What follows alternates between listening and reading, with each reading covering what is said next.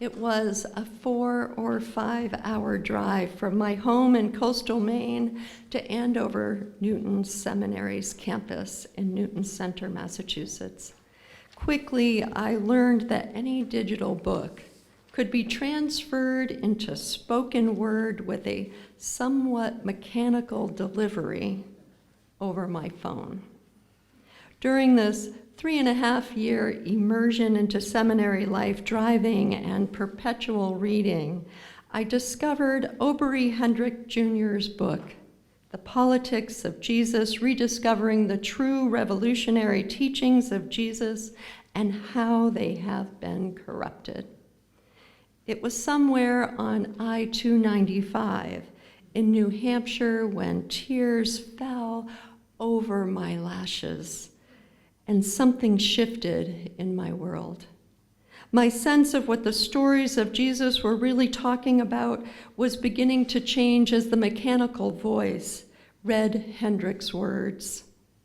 His words bumped up into my limited exposure to Jesus' stories in my childhood Catholic and Episcopal upbringing, and definitely bumped up into the corruption and proof texting of Jewish and Christian scriptures I experienced in my young adulthood.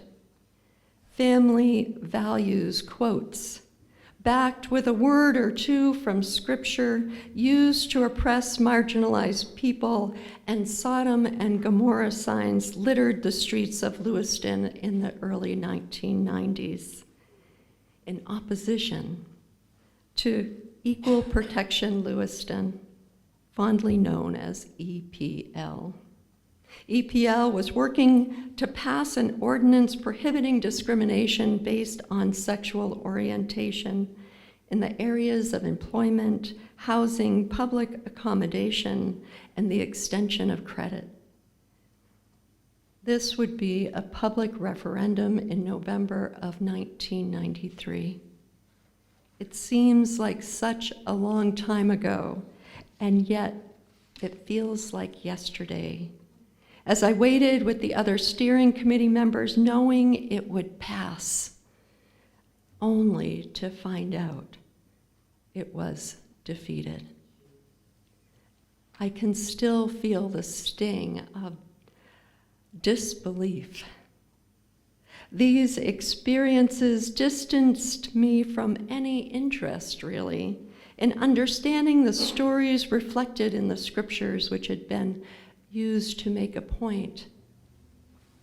By the time I reached seminary, identifying as a cisgender woman, as a lesbian, I had not heard the story of love, compassion, and justice associated with the Christian scriptures until I heard that automated voice in Portsmouth, New Hampshire. It was a profound moment in my spiritual awakening. Reading this book was an assignment laying the groundwork to my first experience with Bishop Barber at a Proctor conference in Texas, in understanding that this could be a new seed planted in tilled earth. That day in Houston, Texas, I heard an inspiring word, an engaging word from Bishop William Barber, the architect of Forward Together Moral Monday movement, and now the Poor People's Campaign.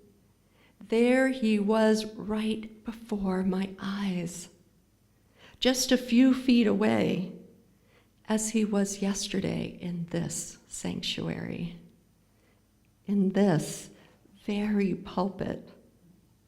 The message he shared in Texas woke me up. The hall was packed for the Samuel DeWitt Proctor Conference, whose mission is to nurture, sustain, and mobilize the African American faith community to address critical needs of human and social justice within local, national, and global communities. Hundreds of people were present over the week to witness testimony, to learn, to commit ourselves to justice.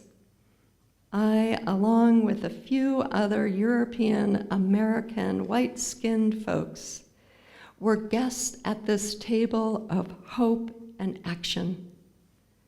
Can you remember a time when your heart was unveiled and you woke up to a reality so true that you recognized your place in the work to be done? Where were you? And who were you with? And how were you changed?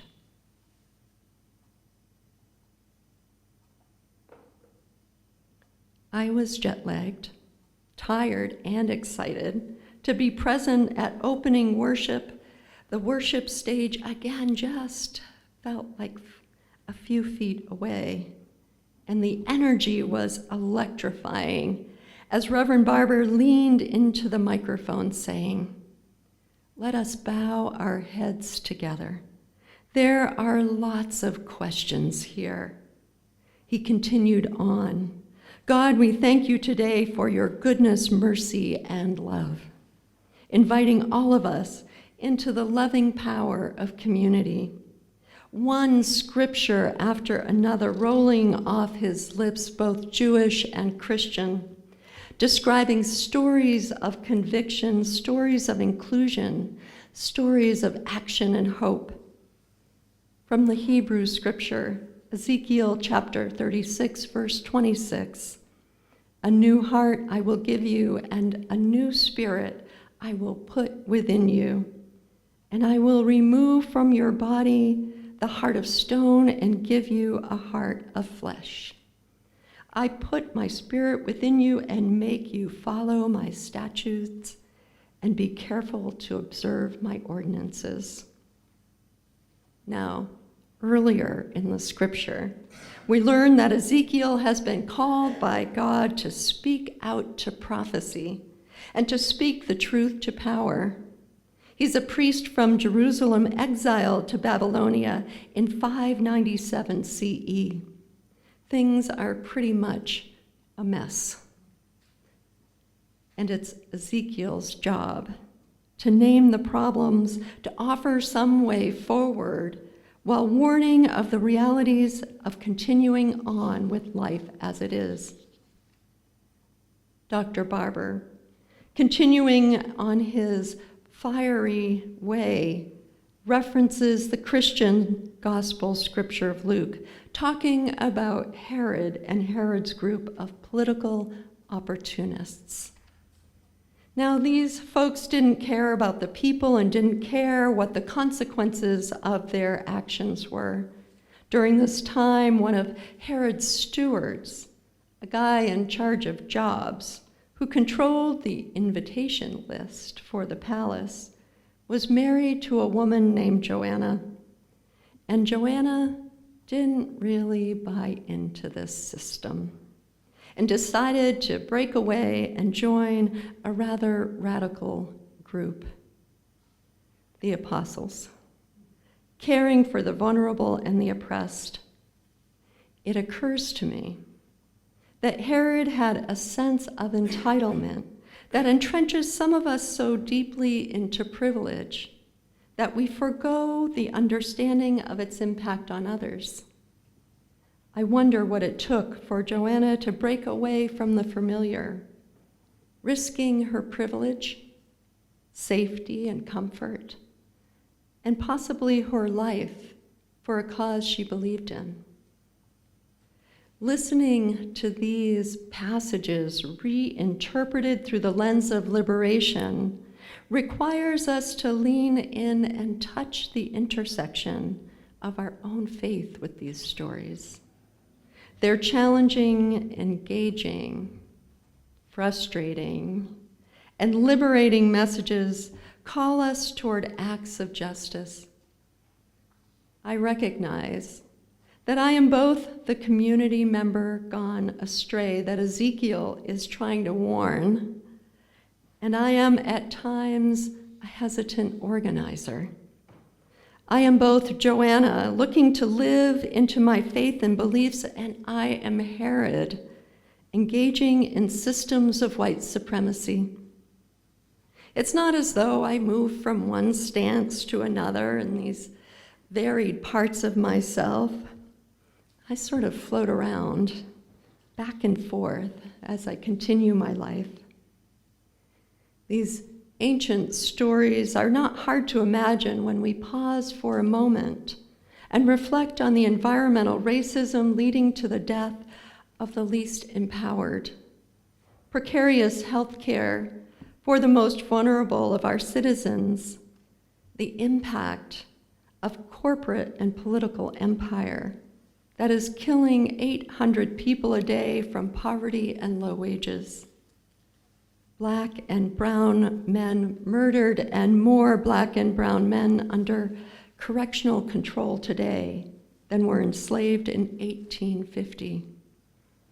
And the NRA and gun business winning over victims whose lives are lost. What would you identify as the empire today? There is a place for all of us in this work ahead. That warm February in Texas, the call for justice and love kindled my desire to say yes. At one point following the service, they had an altar call, and I never would have guessed I would leap up and run down to the front. Yes, I say yes to justice, embodied love. It seemed like seconds, and Bishop Barber stepped away from the microphone. Dr. Barber's message is not about some hope that justice will come someday if we wait long enough or wait for a time beyond this world, or even believe that somebody else is more qualified to solve the problem for us. There have been times in my life when I was half asleep, practicing my version of you piety of showing up to a talk or a rally, but not really engaging in the dynamics of community change. I had only partially exercised that muscle of justice making. When I show up with an open, vulnerable heart, when we show up with an open, vulnerable heart, when we show up unprepared, and when we show up not knowing all the answers, then we are showing up. How will you show up? Our UU faith calls us to be present, awake, and connected. May we plant seeds of change together.